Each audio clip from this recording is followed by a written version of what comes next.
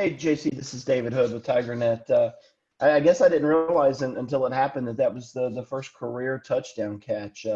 What's going through your mind as you're watching the ball, float through the night air and thinking, hey, this is finally it? Yeah, no, I was super excited. I kind of saw with the defense, the coverage they were in, and I knew if Trevor was going to look to my side of the field that there might be an opportunity to make a play. And obviously he threw a great ball. He threw it in the one place that I had a chance to make the play and the defense guy didn't. So it's fun being able to play with a guy like that can throw a ball like that and give you the opportunity to make a play. And then being able to catch it and go celebrate with my teammates was obviously super fun. So it was an exciting moment overall.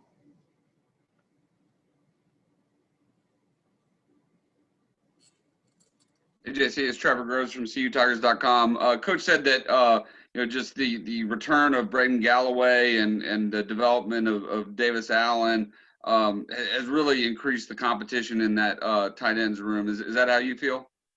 Oh, no, for sure. Lots of great players in there. Like you said, Braden's a great player, and Davis is too. So, and Jalen Lay, you can't forget about him. So there's lots of guys in that room that are playing at a high level. So it's been fun to have a bunch of guys in there and being able to compete. And all of us are all so close. So it's been a fun camp and fun first week of the season so far.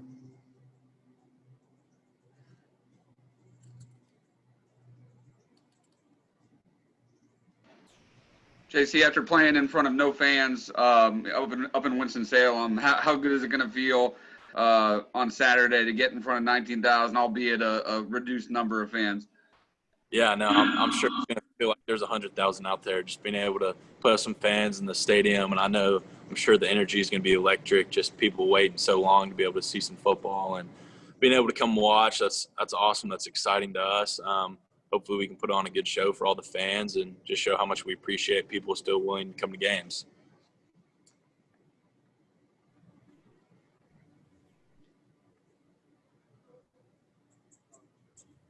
Hey, this is David again. For JC? Hey, this is David again. How much of you had to be, not only a player, but kind of a player coach with all of these young tight ends? And how many questions do they ask? And are they always coming to you for advice? Yeah, no. So really, I mean, he's not a young guy. He knows the offense like the back of his hand.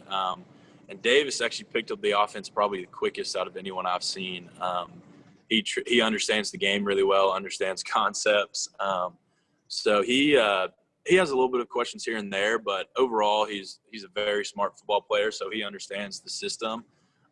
But there's little tips here and there that I've learned on the way, just technique-wise, that I'm able to pass on. And likewise, those guys have tips that I might have to ask for help on. So, I mean, it's been a fun group just because everyone's so knowledgeable and understands the game. So it's been fun to be able to be out on the field and have guys that are also able to help coach. So it's been a fun group to play with for sure.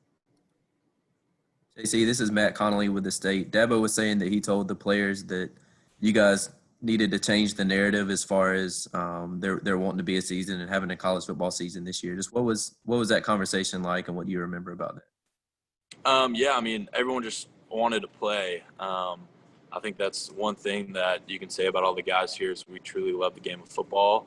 And we'd been working so hard to get back to the point to where we could have a season. So it started to get close to that time of NCAA and ACC making a decision about the season. So we just said, you know what, let's just push everything, do everything we can to make there be a season. So we just let it all out there. And thankfully we were able to have enough say in it and being able to save our season so far. So hopefully it stays like that. And all of us guys are just willing to do anything we can to have a season. So.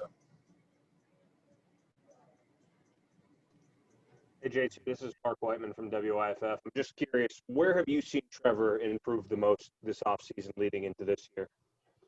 I mean, with him, overall, I mean, he's such a good player. There's not a bunch of huge things that he needs to work on just because he's such a good talent.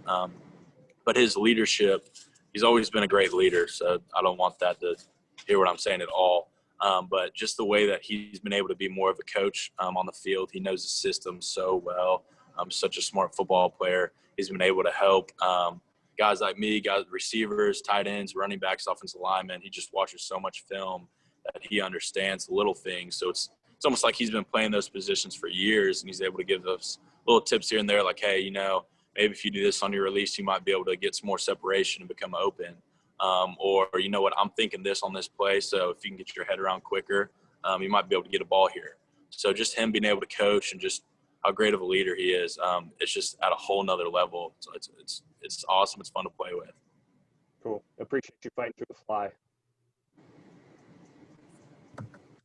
Hey, JC, Scott Kiefer with the Greenville News.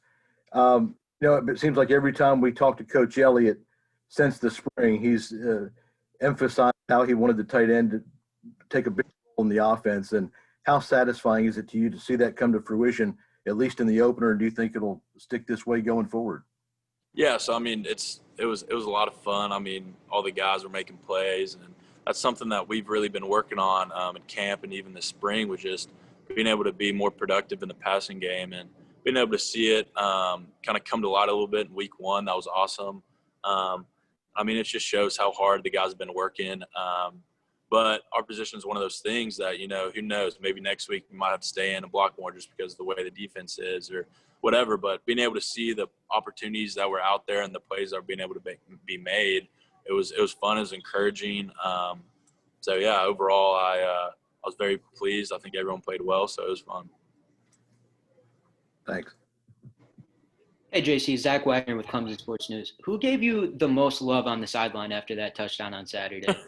I don't know. I mean, there's so many people at once. I mean, it was all fun, but probably just being able to hang out with all my best friends that are on the team, and then my roommates, James Skowski and Nolan Turner. We all had a big time afterwards, so it was fun. I mean, overall, there's lots of love from everybody.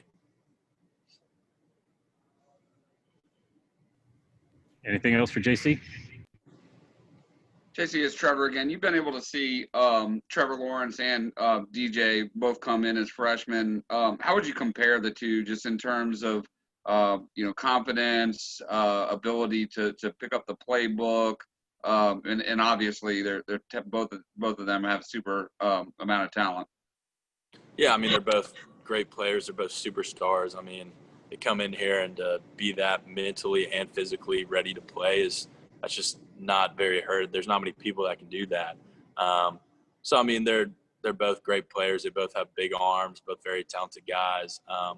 And I know if I was a young guy on this team, I'd be very excited to be able to play with DJ and even be able to play with Tyson. Tyson's another great player that he has a big arm too. So, I mean, the future is bright for whoever is going to step in and be the next quarterback. All right, we're going to wrap up JC. We appreciate his mental toughness, staying focused as a fly circled his face throughout the back half of that interview. We'll have Reagan Upshaw for you all shortly. Thank you, JC.